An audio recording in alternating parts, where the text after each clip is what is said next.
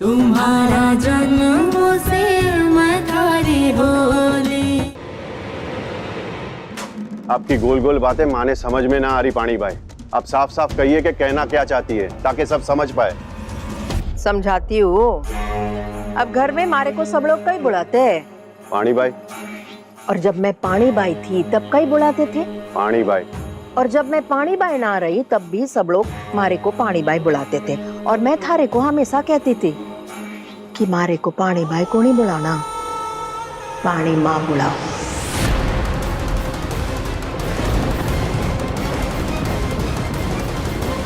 पर बुलाते को नहीं थे। क्यों? जब से माँ ने होश संभाला है सभी लोग आपको पानी भाई बुलाते थे, तो मैं भी आपको पानी भाई बुलाने लगा।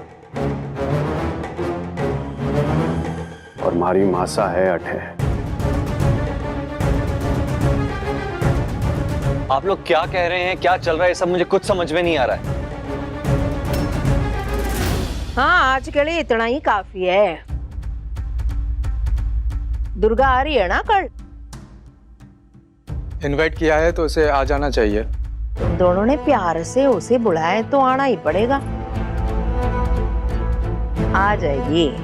बड़ी बिंदनी तो खाना को नहीं बनाने वाली दुर्गा के लिए। अभी भी वही बोल रही हूँ, मैं दुर्गा के लिए अलग से कुछ नहीं करूंगी। अब इतनी नाराजगी भी क्यों बड़ी बिंदनी? हाँ, अब छोटी सी गलती तो की दुर्गा ने, उसके लिए उससे इतनी दूरी बनाए रखोगी? घना प्यार किया था ना तूने उससे। हाँ, क्यों ऐसा कर रही हो? बड़ी बिंदनी, तू जा अपना काम कर। अठे खड़ी रहेगी तो ये पानी बाई की जुबान रुकने वाली कौन है? बोलूंगी। अब कही है ना बाबूजी, इतने सालों से इतना सब कुछ इकट्ठा हो गया है, अट्ठे और अट्ठे, शरीर भारी हो गया है हमारा। और मैं बूढ़ी हो रही हूँ। अब ढेर सारी कहानियां है हमारे पास। मैं सोच रही हूँ ये सारे राज निकाल डालूं और मन हल्का कर लूं।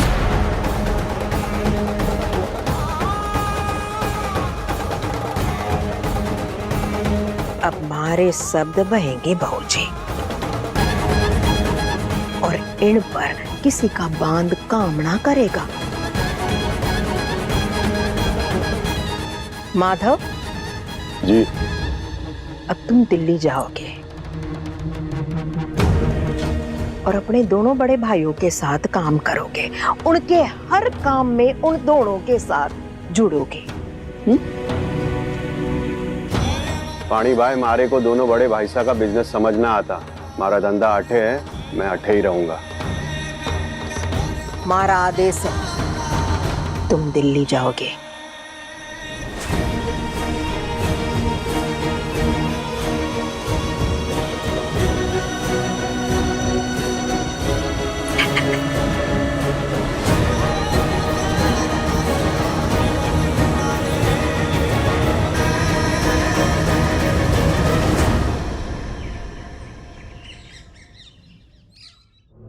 अरे और कितनी देर लगेगी? और कितना इंतजार करना पड़ेगा?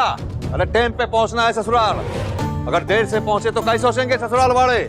कब से गाड़ी भेज दी है और ये महारानी यहाँ पे सजने धजने में लगी हुई है। दुर्गा, मुझे लगता है कि तुम्हें कुंवर साहब को सब कुछ साफ साफ बता देना चाहिए। नहीं दीदी, ऐसा नहीं कर सकती। कुंवर साहब की जिंदगी खत्म हो जाएगी। मेरा इंतजार करेंगे और मैं नहीं चाहती ऐसा। मेरे और कुंवर साहब के रास्ते कभी एक नहीं हो सकते दीदी। तुमने ऐसे आदमी से शादी क्यों की? मेरे पास और कोई ऑप्शन भी तो नहीं था। राजेश हमारी तस्वीर पूरे गांव वालों को दिखा देता या बड़े पापा तक पहुंच जाती ना, तो वो कुंवर साहब से सारे रिश्ते तोड़ते थे। मैं ऐसा नहीं कर सकती उनके साथ। बात कहिए राजेश। अरे बुआ बुढ़ाई से देख, कब से सजने धजने में लगी हुई है। थम जा। अरे कहीं हुआ कि नहीं तुम दोनों का? अगर हो जाता तो बाहर आ जाती ना बुआ जी। शादी के बाद पहली बार अपने मायके जा रही है तो अच्छे से तैयार करके भेजना होगा। इतना वक्त? दरवाजा खोलती हूँ थोड़ी देर में। अरे जितनी सजी है काफी है, उसे बोल अभी कभी बाहर आए। राजेश ऐसे बाहर नहीं आ सकती वो। अगर इस तरह से वहाँ भेजेंगे तो तुम्हारी ही नाक कटेगी। वो लोग क्या कहेंगे कि किस तरह से रखा है हमारी बेटी को। अच्छा लगेगा तुम्हें ये सब सुनकर? नहीं ना, तो इंतजार करो। और इसीलिए तुमने अपनी पूरी जिंदगी बर्बाद कर ली। अच्छा, वो तस्वीर अब भी उसके पास है, और इस बात की क्या गारंटी कि आगे जाकर वो तस्वीर किसी को दिखाएगा नहीं? इसी शर्त पर तो शादी के लिए राजी हुई थी मैं दीदी। उसने कहा था कि वो फोटो डिलीट कर देगा, और उसने दिखाया ऐसा करते हुए। तुम्हें क्या लगता है दुर्गा कि वो सारी जिंदगी तुम्हें यहाँ रखेगा और तुम्हें छुएगा भी नहीं? तुम ऐसे आदमी के साथ रहना ही क्यों चाहती हो? वो तेरी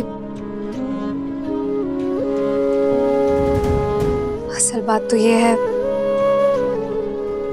इससे पहले मेरी शादी हो चुकी है। तुमने मुझे माला पहनाई, मैंने तुम्हें माला पहनाई, इसका मतलब हमारी शादी हो गई। हाँ, मन ही मन हुई थी, लेकिन उसे हम शादी कहेंगे। एक शुभ दिन पर हमने एक दूसरे को माला पहनाई थी। उस दिन से मैं खुद को शादीशुदा मानने लगी। अब आप ही बताइए, जिस औरत की शादी हो चुकी है वो किसी पराये मर्द को खुद को छूने दे सकती है क्या? दुर्गा, ये तो बहुत खतरनाक बात है। क्या होगा?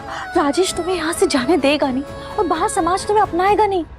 अगर वो मुझे जाने नहीं देगा, अगर उसने मेरे खिलाफ अपनी ताकत का इस्तेमाल किया, या मैं लड़ने में नाकामयाब रह गई, तो मैं खुद को फांसी लगा के खुद की जान ले लूंगी। मैं किसी भी तरह खुद को खत्म कर दूंगी। दीदी, क्या कह रही हो दुर्गा? ये सब करके क्या मिलेगा? तुम्हें क्या लगता है कि तुम्हारी ये खबर सुनकर कुंवर साहब को खुशी मिलेगी, जिसके लिए तुम इतना लड़ रही हो, इतना दर्द सह रही हो? उसी को इस दुनिया में दुख देकर तुम चली जाओगी क्या? लड़ूंगी ना दीदी, आखिरी सांस तक लड़ूंगी। और अगर मेरे मेडिकल एग्जाम का मौका मिला, जिसका रिजल्ट मैंने सुना अगले 2-3 दिन में आ जाएगा, अगर किस्मत अच्छी रही, अगर भगवान ने साथ दिया ना दीदी, तो मैं ये गांव छोड़कर यहाँ से बहुत दूर चली जाऊंगी पढ़ने। फिर तो राजेश कुछ नहीं बिगाड़ सकता ना मेरा, है ना? तुम क्या कह रही हो दुर्गा? तुम्हें लगता है कि राजेश तुम्हें यहाँ से दूर पढ़ाई करने जाने देगा? मुझे नहीं पता थी, मुझे सच में नहीं पता। पर एक बात तो तय कि मैं राजेश को मुझे छूने नहीं दूंगी। वो चाहे कितनी भी कोशिश कर ले, लेकिन वो मुझसे मेरी पवित्रता को कभी नहीं छीन सकता। ठीक दुर्गा, मैं एक बात कह रही हूँ, वो ध्यान से सुनना। तुम और कुंवर साहब दोनों दर्द में हैं। जो होना था वो सब हो चुका है। अब जब तुम उनसे मिलोगी तो उन्हें सब कुछ साफ साफ बता देना। नहीं दीदी, वो मौका जा चुका है। बता के भी क्या होगा? वो शादी की रात को मुझे भगाना चाहते थे, पर मैं भाग ही नहीं पाई। मुझसे नहीं हुआ। अब जब मैं खुद को उनकी जिंदगी से दूर कर ही चुकी हूँ, तो फिर इस सच को ऐसे ही रखते हैं। शायद भगवान भी नहीं चाहते थे कि हम दोनों एक दूसरे के साथ रहें। शायद उन्हें सिर्फ हमारी दोस्ती मंजूर थी। अब इस पे कोई क्या ही कर सकता है। फिर आप मुझसे पूछेंगी ना दीदी कि मेरे दिल में क्या है? मेरे लिए कुंवर साहब मेरे पति है, मेरी पूरी जिंदगी है, और इस एहसास से मैं दूर नहीं भाग सकती।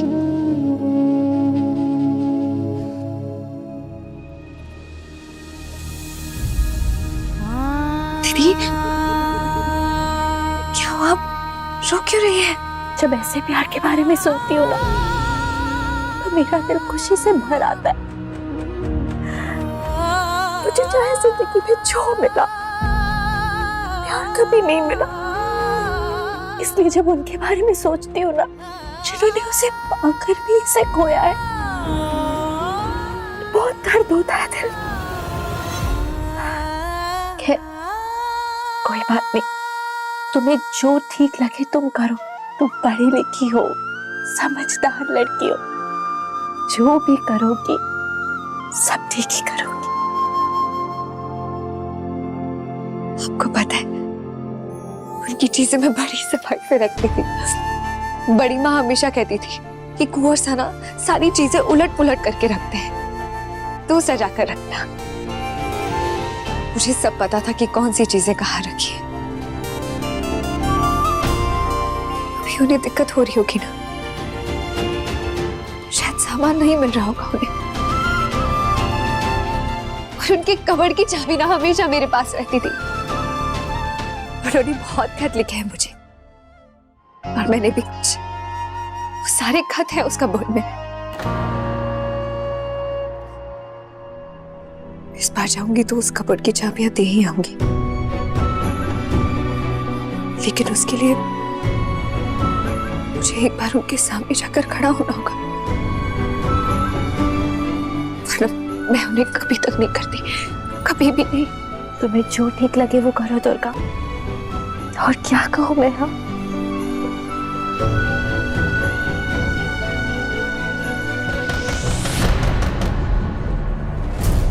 अब और देर नहीं कर सकते, अभी जाना होगा।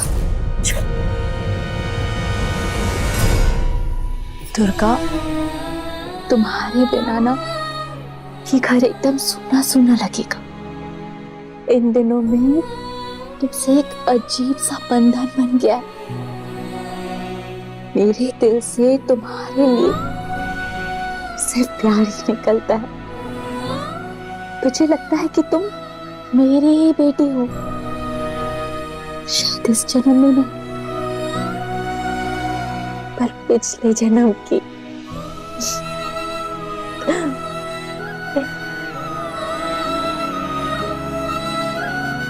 आप प्लीज अपना ख्याल रखिएगा और टाइम से खाना खाइएगा। हाँ, खाना नहीं खाऊंगी तो क्या करूंगी? खुद की जान तो नहीं ले सकती ना। अगर तुम्हें बहुत चोट लगी ना,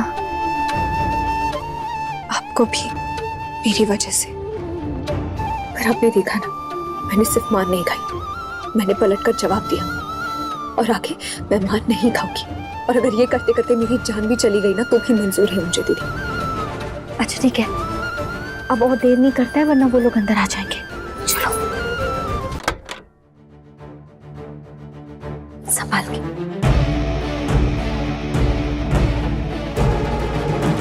अपने मायके जाने के लिए इतनी सज रही है, किसे दिखाने खातिर? जिसके बारे में तुम सोच रहे हो ना, उसी को। जबान लड़ाना जरूरी है कहीं? अभी अभी तो थारी शादी हुई है और अभी से सारे कांड शुरू हो गए। बुआ जी, मैं कांड करने वाली लड़की हूं ना, इसीलिए। तो ये सब मत भूलिए, कोई फायदा नहीं होने वाला। नहीं, फिर आपको राजेश को भी तो खुश करना है ना। ये सब नहीं बोलेंगी तो फिर घर में कैसे रहेंगी? आप करिए। खैर, मुझे जाने से पहले कोई कांड नहीं करना। वैसे भी तुम सुबह से तैयार बैठे हो ना राजेश, ससुराल जाने के लिए, क्योंकि आज दावत के साथ साथ लेन देन की भी तो बात होगी ना, है ना? अरे भाई, दामाद पहली बार ससुराल जा रहा है, उपहार मिलेगा या सलामी, कुछ तो मिलेगा ना। चलो चलो, मैं टाइम वेस्ट नहीं करती, चलो। सबसे बड़ा उपहार तो माने मिल ही गया, पर इस उपहार को अपने हिसाब से ढालना होगा। वो कहे ना, उन लोगों ने ठीक तरह से बना के नहीं भेजा। कोई ना, मैं बना लूंगा। ए मोहन। हाँ मामा जी। नीचे मिठाई के डब्बे है, गाड़ी में रख दे। हाँ मामा जी, रखता हूँ। खाली हाथ थोड़ी ना जाएंगे ससुराल। चल। इस बार अगर तुमने हवेली में कुंवर सा सी कोई भी ऊंची बात की तो तुम बहुत पछताओगे।